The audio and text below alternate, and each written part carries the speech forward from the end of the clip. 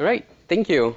So yeah, killing our darlings, hard to deprecate systems is something that we've recently had to do for a number of things at Spotify.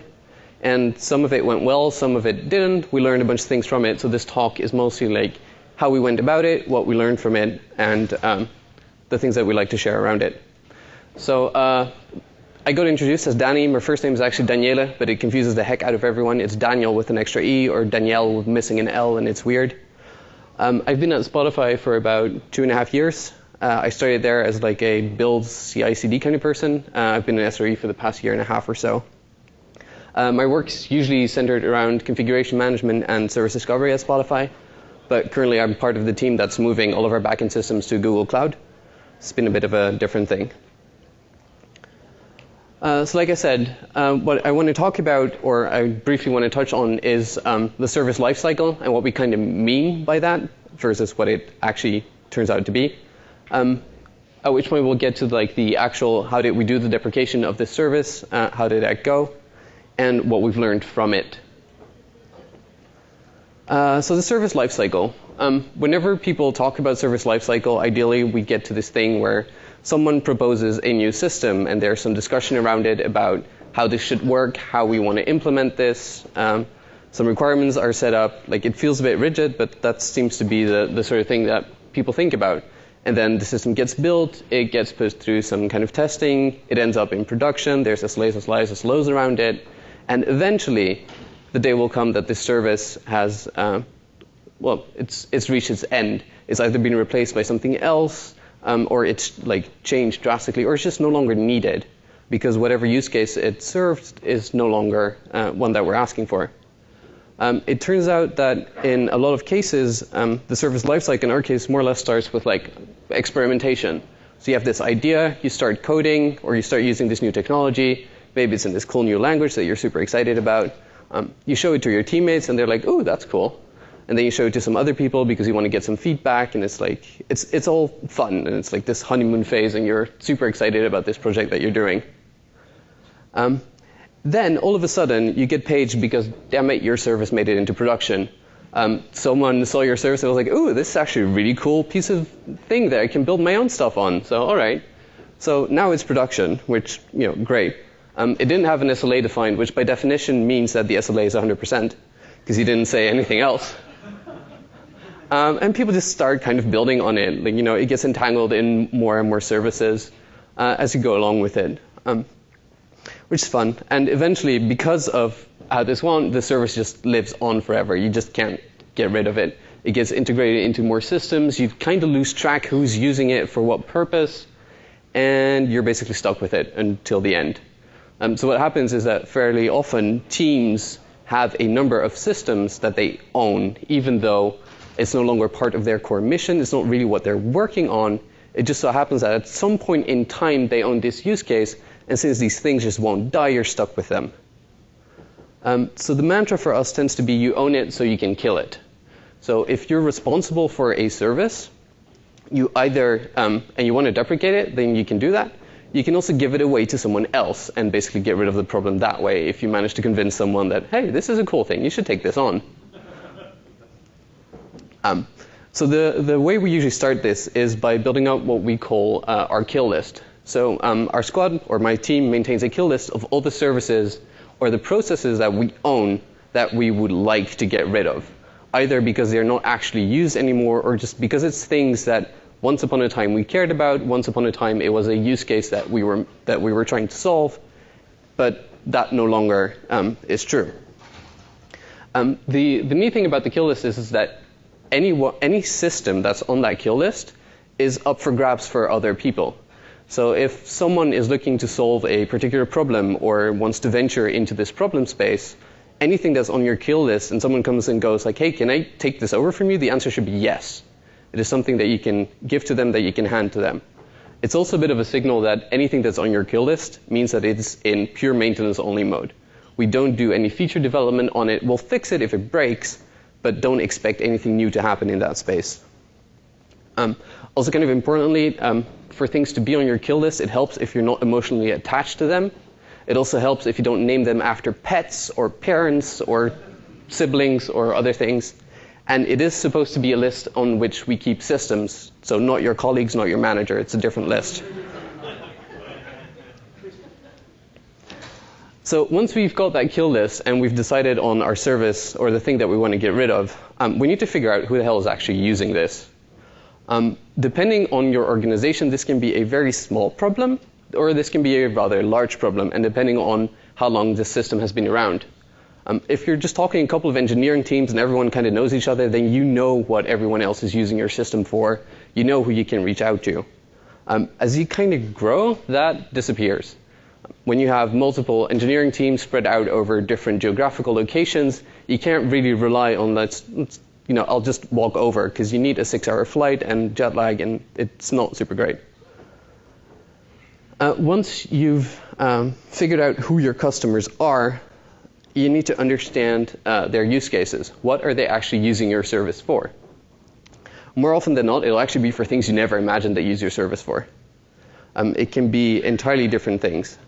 The way we try to go about this, ideally you have some form of centralized logging and you can look at the request logs. Lots of times it just comes down to grepping through enormous amounts of code and figuring out who's calling your service and how are they calling it. Are they calling it from some kind of production hot path that you need to think about, or is it just some kind of testing or integration thing that's much easier to move? Yeah. So once you've sort of done that, the last part that we need to do, and this is sort of the theme of this talk where it gets really hard, is that you need to go talk to people. It's a lot of fun to just go in and shut down the service. You click a button and poof, it's gone and it's great. The problem is if you do that, you upset a lot of people. And similarly, if you want to understand their use cases, there's only so much that you can tell from their code. So if you actually want to know what they're using your system for, you're going to need to go talk to them. So once we figured all that out, the next step is basically trying to provide alternatives. For some of the systems, this is not going to be like a big issue because there's only going to be a few customers, so you can probably help them move their system over. What we try to do at this point is provide something for the 95-ish% of use cases. So don't try to cover everything because you'll never be able to get rid of it at that point. But try to ensure that you can cover as much as possible. It's not always easy. Sometimes it's a real head scratcher because you see that people do different things with your service. But usually you can get to this point where it's like, okay, these are our 3 or 4 major use cases. And if we can at least solve these 3 and help people move off of this thing, then we're 95% of the way there. And we can have further discussions with those 5% that are left. Then communications. This is one thing that we found that if you don't do well, people get really, really upset about it. No matter how well you do this, people will get really, really upset about it. So the thing is, whenever you want to deprecate a service, you need to start talking to your customers early. Once you've decided on how you're going to do this, once you've decided on, okay, this is actually something that we want to do now, you need to set up a schedule. Depending on how critical your service is, you're going to need more than a week or 2, sometimes a month. Last time we did this with a production service that was entangled in a whole bunch of places, and so we did it in 6 months, which seems like a really long time, but we needed that time to make sure that we could move everyone off of it and that we could build the new supporting services that they would need in order to move off this thing. It's also really important to set a clear schedule with like strict deadlines to go like, okay, this is when it's actually going to die. Up until then, you can expect it to work as it does. From here on out, it'll start breaking and doing weird things to kind of try and push you off the service. So once you've done that, you just continue. Turns out that people don't actually read their email that much. So one of the best things that you can do is leverage any kind of personal network that you have with people. Like actively go out and talk to other engineers. Try and announce this if you have any kind of organizational-wide platforms, or if you have like a all-hands thing with your engineering people. Like use those platforms to make absolutely clear to people that this is happening and this is the point in time where we're at. Try and make the migration as easy as possible for them, basically by going into their services and providing the necessary code changes yourself. Like for a lot of people, it'll be like, well, you're trying to migrate your service, but I have these 500 other priorities. So if I can go in as an engineer and just go like, hey, here's this pull request, which basically gets rid of your dependency on our service. It makes you happy. It makes us happy. Could you take 10 minutes and review it? That's much more likely to just pass and then you're done than if you're actively asking of your customers to do this yourself, to do this themselves. So try to make this migration as much of a no-op for them as possible. Sometimes it's not possible because you don't know their system well enough. You don't know what happens. But if it's possible, go in, change the code, update the documentation, and actively reach out to them. So then we continue. More communications, because we're still not done and people still don't read emails. Use other forums, use your network, but also the long tail in these things matters a lot. So there's going to be a number of people and a number of squads or teams or services that are going to move over really quickly. They'll see this, they'll realize the value or the importance of getting ahead of this, they will move. And then there's that last 10% that just won't budge. This is basically where all the heavy lifting goes for you. Like if you want to deprecate your system, this is where you need to start paying attention. It's not okay for you at that point to just sit back and go like, well, there's this deadline, so if you miss a deadline, tough luck. Because it's going to break things, it's going to upset people, and it's generally like an unpleasant experience, and it reflects back on you as an engineer. Like if I am the person that continuously goes out and pulls out the rug underneath people, it will upset people, and it will, in a way, taint my image as an engineer. It will also make them less likely to like me, trust me, or want me as part of their team, because it's just not cool. Once we've done all that, we enter this sort of phase where we're like, okay, we're closing in on the deprecation. But sometimes, and especially with services that have been around long, you don't exactly know how it's being used. Sometimes there's transient dependencies, like I'm querying this service A, but it happens to depend on that other service underneath it, and no one really knows or realizes that. So what we try to do is surface these unknowns by essentially temporarily shutting down the service that we're trying to deprecate. So as part of that cycle, we announced that every now and then, I don't know, every Tuesday for an hour in the afternoon, we'll just shut down this service and see what happens. If anything happens at that point, we just turn it back on because we don't want to break anyone, but we want to know who comes screaming. Sometimes that's really things you did not expect to come screaming, but it is what it is. Once you've sort of figured that out, this is usually where you get the full picture. Once you've been able to shut down the service for a couple of times and no one comes, then you're basically there. You know that you can safely do this. You know that you can do this without hurting anyone.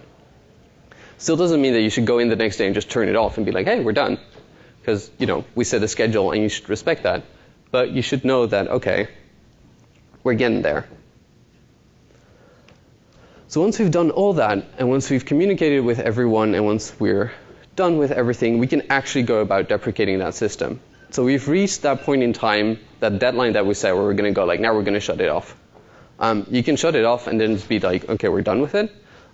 For most services, what we've ended up doing is we're going to disable access to it for a while. So we'll keep it around. It'll still be provisioned everywhere. But what we're going to do is we're either going to stop the service, we're going to put a firewall in place, or otherwise just make it inaccessible.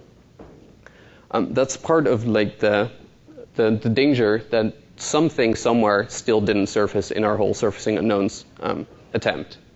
So we keep it around, we keep tabs on request logs, we alert if we suddenly see like a burst of communication towards it, but otherwise we just let it be. Eventually it'll disappear. Obviously at this point, if you're storing any kind of state, if it's a database of some sort, or if it relies on a database of some sort, back it up and check that you can actually restore the data should you need to. Fairly often, it won't actually be a problem. You will never actually hit that issue. But should that happen, you're kind of glad that you have your backups, and you're kind of glad that you know that they work. So once you're there, and we've done all this, and you've had it running for like, I don't know, a week, 2 weeks, depending on whatever you're comfortable with, that's the point where you just kill it. If need be, you send out the last email. We're basically like, okay, we're done now. We have achieved what we want to do. You shut it down, you recycle the systems, and you celebrate. Because that's kind of important, especially when you finally manage to get rid of that thing that's been a thorn in your side for a long time. It's kind of cool to sit down with your team and be like, okay, this was good.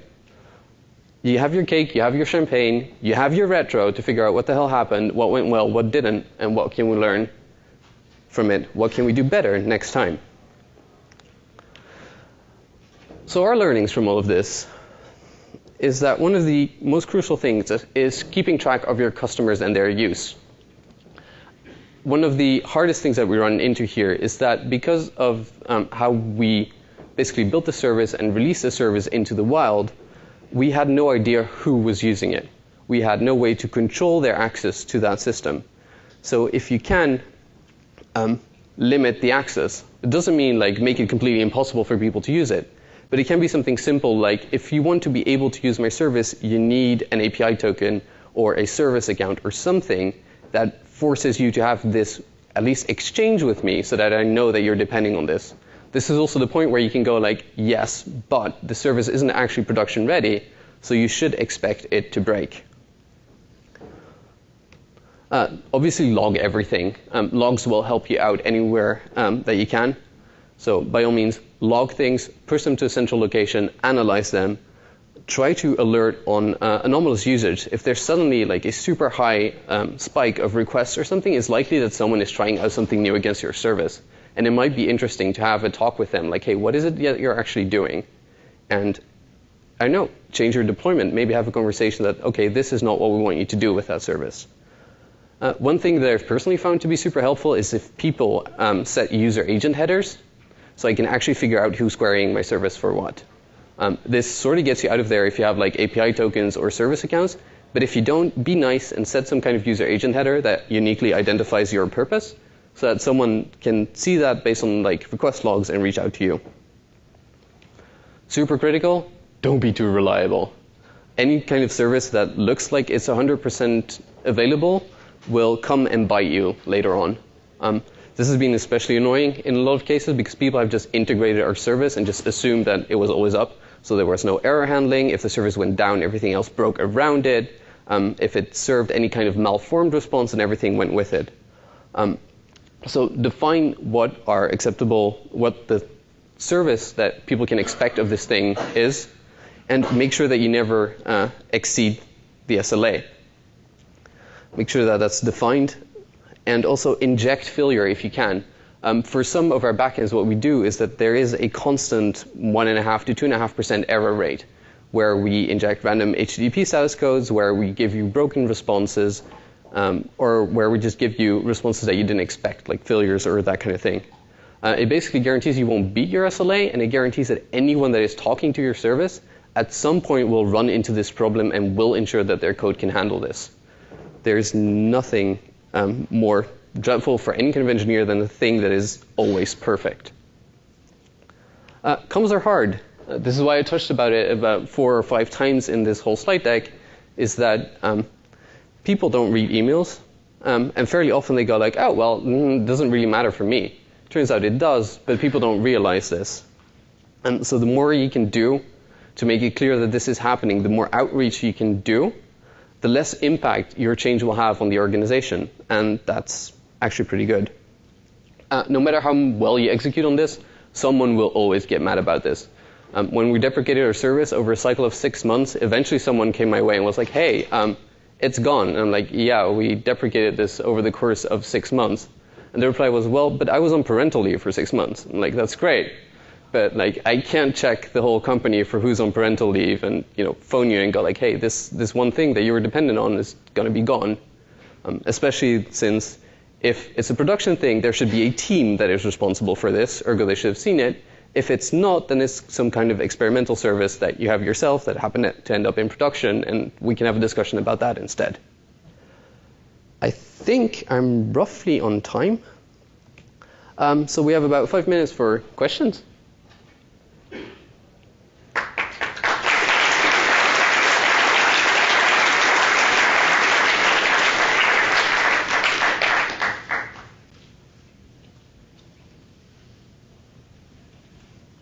No questions. Oh, there we go. Exciting. Hi, my name is Igor from Microsoft. What was the hardest service for you to kill? So I think the hardest service is the one that this talk was based on, and it was a thing called PuppetDB. So if you've ever used Puppet, you probably know about this thing. It checks in a whole bunch of information about your service and about the facts, the catalogs, any kind of resources that it stores. And normally to query it, you need a key and a certificate to like authenticate you. But someone realized that, hey, this service contains a lot of valuable information. So what I'm going to do instead is put this super cool HTTP proxy in front of it that does not require any kind of authentication for you. And then everyone started building things against it. Deployment tooling, service discovery things, even though we have a separate service discovery system, like all kinds of things ended up there. So that took 6 months and a fair amount of pain, but we got there. And eventually, aside from that one experimental thing that someone came with, it didn't break anything.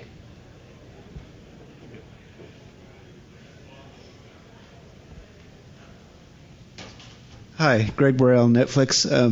I'd add one more thing to your list. Just before Celebrate, go in, clean out your alerts, clean up your dashboards. If you have a source code repository, put a README, says, hey, this is no longer around, because I guarantee somebody will join the company a week later and say, hey, I've been reading this old doc that says I should use this service. They'll find an SRE who will say, oh my gosh, that's not running. Let's start it back up. Yep. So do the cleanup. That's a very good point. We have a similar system where we try to keep track of the life cycle of systems. But one of the things that we find is that people indeed don't change it to like it's deprecated, so it's gone, or don't clean up the associated code with it. Usually they shut down their services, so people will actually notice pretty quickly, like, hey, it's actually gone, but yeah. So could you clarify, you're primarily referring to API services with internal consumers. How much of this applies to, say, user-facing services or things that are, actually user features that, for whatever reason you had them, they were experimental or not getting the traction that you wanted, and so you're going to deprecate those, and how do you manage that? Yeah, I think that user features are significantly harder. Internal things are much easier because you know who to talk to, and there's only so many people that it can touch.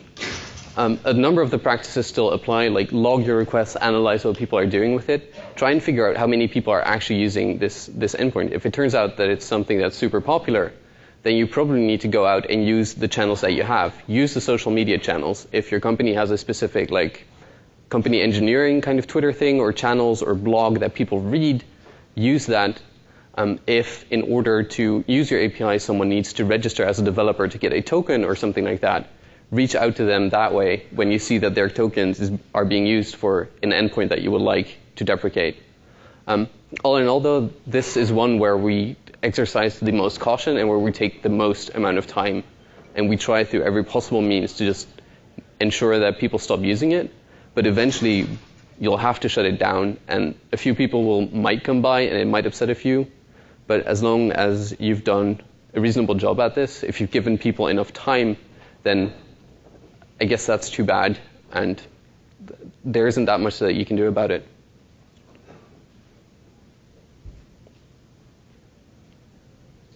All right, cool. Thank you very much.